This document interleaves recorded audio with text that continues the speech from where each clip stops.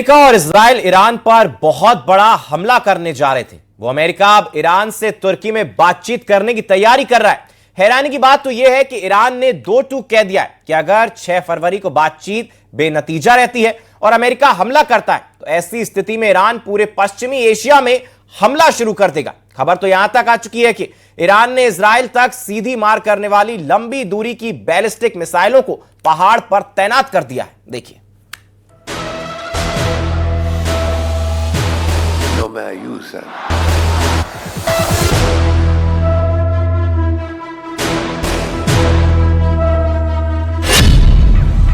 6 फरवरी को ईरान पर हमला, बातचीत शुरू, बगल में बारूद।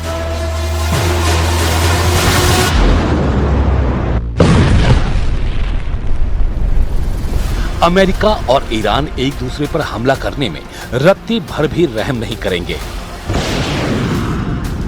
अरब सागर में अमेरिकी अर्माडा यानी युद्धपोत का बेड़ा 20 जंगी जहाजों से ईरान को चारों तरफ से घेर चुका है।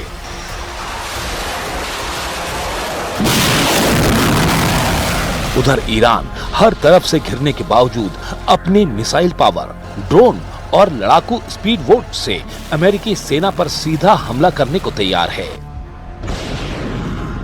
दावा तो यहां तक किया गया है कि पश्चिमी एशिया में मौजूद अमेरिका के 8 देशों में मौजूद 60 अड्डों पर ईरान अंधाधुंध हमले करने को तैयार बैठा है। कुल मिलाकर 40 से 50 हजार अमेरिकी सैनिक अकेले मिडिल ईस्ट में ही ईरानी हमले के निशाने पर आ चुके हैं। ईरान भले ही कागज में अमेरिका और इजराइल के सामने कमजोर नजर आए, लेकिन ईरान के पास कुछ ऐसी जंगी काबिलियत हैं जिसका खौफ अमेरिका और इजराइल दोनों को है। ईरान के पास बेतहाशा बैलिस्टिक और हाइपरसोनिक मिसाइलें हैं। ईरान के पास लंबी दूरी के आसमानी और समुद्री ड्रोन हैं जो अमेरिकी सेना का काल बन सकते हैं। ईरान अच्छी तरह से जानता है कि अगर उसकी मिसाइलों ने अमेरिकी जंगी विमान वाहक पोत यूएसएस अब्राहम लिंकन को उड़ा दिया तो अमेरिका के पैर जंग के मैदान में उखड़ने लगेंगे। ईरान ये भी जानता है कि अगर उसकी मिसाइलों ने अमेरिका के लंबी दूरी के बमवर्षक B-2 को हवा में तबाह कर दिया तो अमेरिका की अरब सागर में सारी अकड़ और धौंस की हवा निकल जाएगी। यही वजह है कि ट्रंप ईरान पर हमला करने से ज्यादा बातचीत का रास्ता खोज रहे हैं। अमेरिका और ईरान के बीच जारी तनाव अब बातचीत के लिए मेज पर पहुंचने वाला है।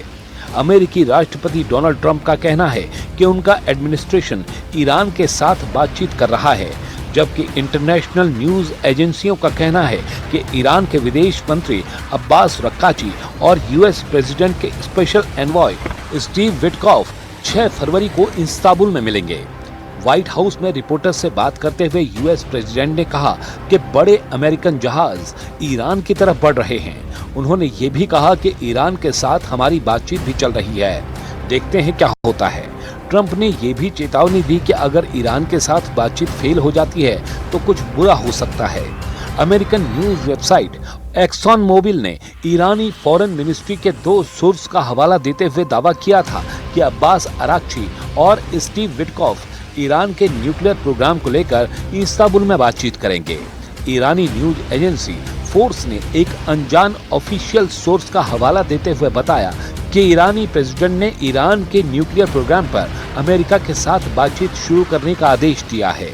ईरान के सरकारी अखबार ईरान और सुधारवादी डेली शर्क ने भी यही छापा है, लेकिन अगर बातचीत फेल हो गई तो ईरान के टारगेट पर अमेरिकी अड्डे प्राइम टारगेट होंगे। شکست در این توطئه اخیر حالا اونها هستن که مجدد حرف از دیپلماسی میزنن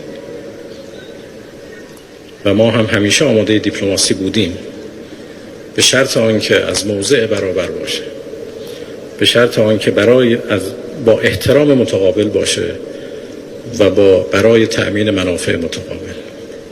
با مردم ایران باید با احترام حرف زد. هر که با احترام حرف بزنه با احترام هم جواب میگیره و هر که با تهدید و زور حرف بزنه با همان زبان پاسخ میگیره. 60 अमेरिकी अड्डों पर हमले का आदेश, खामेनेई ने दिया आखिरी आदेश। ये बात अमेरिका और इजराइल अच्छी तरह से जान चुके हैं कि अगर ईरान पर हमला किया तो ईरान का पलटवार बहुत ही व्यापक और विनाशक हो सकता है।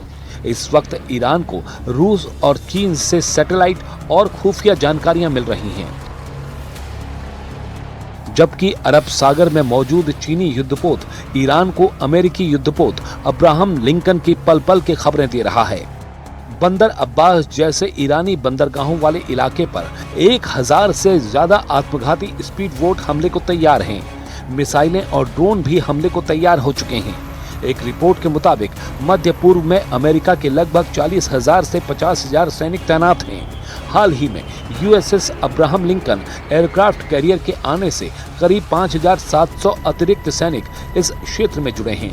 उस हिसाब से पश्चिमी एशिया में 60,000 के करीब अमेरिकी सैनिक मौजूद हैं, जो पूरी तरह से ईरानी सेना के निशाने पर आ चुके हैं।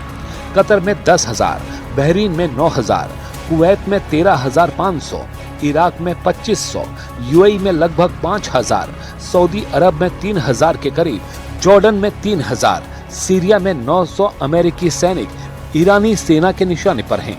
और इन्हीं सैनिकों की कब्रें खामेनेई ने तेहरान के पास कब्रिस्तान में खुदवा दी हैं। Can't tell you what I'm going to do because right now, we have a tremendous force going there, just like we did in Venezuela.